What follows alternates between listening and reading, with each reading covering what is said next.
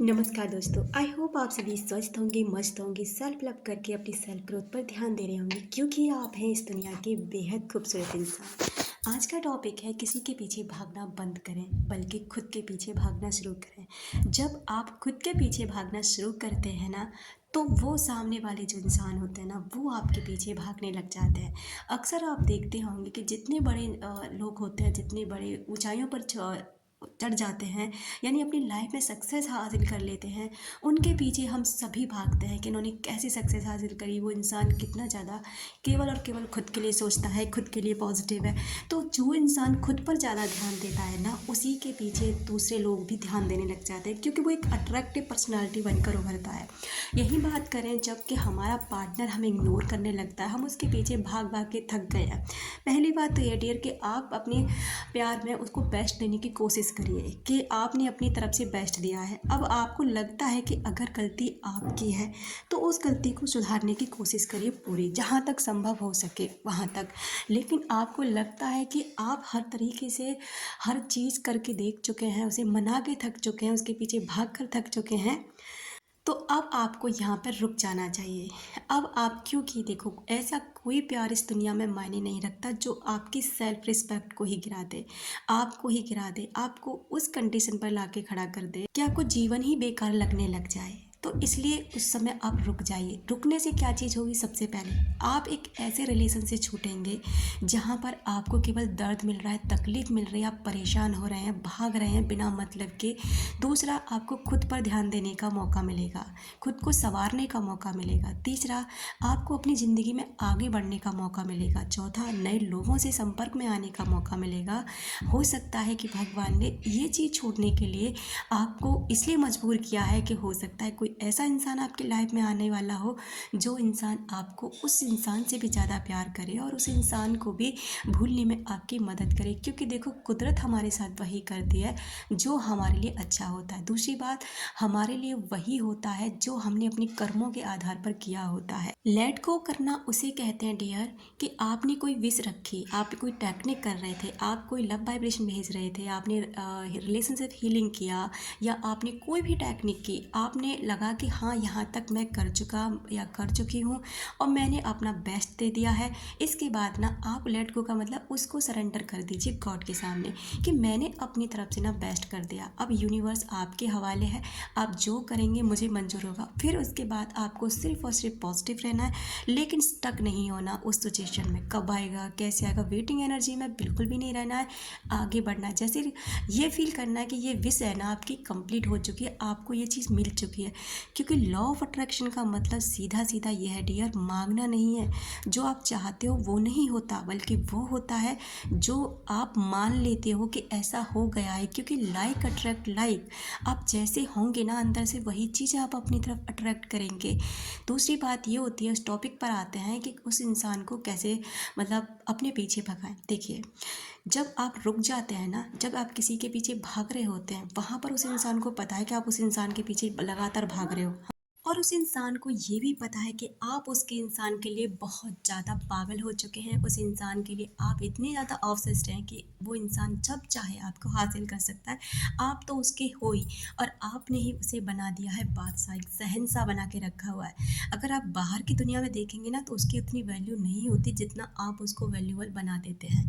बल्कि आपकी लाइफ में भी ऐसे बहुत लोग होते हैं जो आप उनके लिए बहुत कीमती होते हैं, आपको पाना उनकी चाहत होती है, लेकिन आप एक ऐसे इंसान के पीछे पागल हो जाते हैं जो आपको वैल्यू नहीं करता है। तो उसकी उस वैल्यू को घटाना भी आपका फ़र्ज बनता है। जब आप उसको उस स्टेज से गिरा दोगे ना, तब उसे फील होता है कि सच में उसने खोया क्या है। लेकिन ऐसा तब होता है डियर, ये नहीं है कि आपने 2 महीने से बात नहीं करी, 4 महीने से बात नहीं करी, या 4 साल से बात नहीं करी, लेकिन सोच तो आप उसी के बारे में रहे हैं ना, मान तो आप उसी को ही रहे हैं ना, एनर्जी तो आप उसी को भेज रहे हैं ना। एक बैटिंग एनर्जी में है कि भाई वो इंसान का मैसेज कब आएगा, कॉल आएगा, मुझे इतना समय हो गया नो कांटेक्ट में, या अपने ऊपर ध्यान देते हुए। क्या आपकी कोई वैल्यू नहीं, कोई रिस्पेक्ट नहीं? क्या आप इस दुनिया में उसी इंसान के लिए आए हैं? बिल्कुल भी नहीं। आप जब खुद पर ध्यान देना शुरू करते हैं ना, खुद को वैल्यूबल बनाते हैं ना, तब जा कर के वो उस इंसान, देखो, कोई इंसान हमें कब पाने की कोशिश करेगा, या हम आकर्षण का केंद्र कब बनेंगे?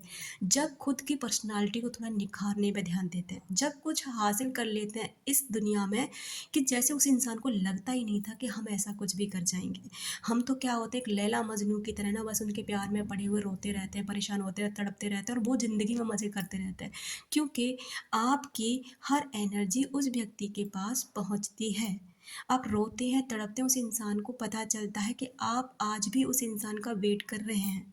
जब चाहे वो इंसान आपको कांटेक्ट कर लेगा, क्योंकि उसे पता है आप उसका अभी भी वेट करते हैं, उसके लिए अभी भी प्यार में पागल हैं, अभी भी पड़े हुए हैं। आपको मूव करना है। मूव ऑन करने के लिए नहीं बोल रही हूँ, आप कहेंगे आप सीधे कह दो कि छोड़ दो आगे बढ़ जाओ, बिल्कुल भी नहीं, आप मत छोड़ो, आप ज़िंदगी भर उसके पीछे पड़े रहो, मुझे क्या है। लेकिन मैं सिर्फ आपको ये बताना चाहती हूँ डियर, कि हम सभी की लाइफ में ये सारी सिचुएशंस आते हैं। कुछ लोग तो उसी में गिर कर के ना, परेशान हो कर के आगे ही नहीं बढ़ पाते, लेकिन कुछ लोग इस कदर आगे निकलते हैं कि खुद खुद का जीवन तो संवारते ही हैं, वो साथ में और लोगों का जीवन भी संवारने की कोशिश करते हैं, क्योंकि उन्हें पता है कि इससे निकलने के आगे ज़िंदगी बहुत खूबसूरत है। इसमें पड़े रह करके ना तो हमें वो इंसान मिलेगा, ना ही हमें अपने पास कुछ मिलेगा, और इस दुनिया में केवल हम दर्द में रोते रोते अपनी जान दे देंगे। लेकिन अगर हम इस चीज़ को झेल गए, इससे निकल गए, या कुछ अपनी लाइफ में कर गए, तो हमें वो इंसान भी हमारे सामने आकर घुटने टेक देगा, बल्कि हम इस दुनिया में वो कुछ भी हासिल कर सकते हैं जो करना चाहते हैं।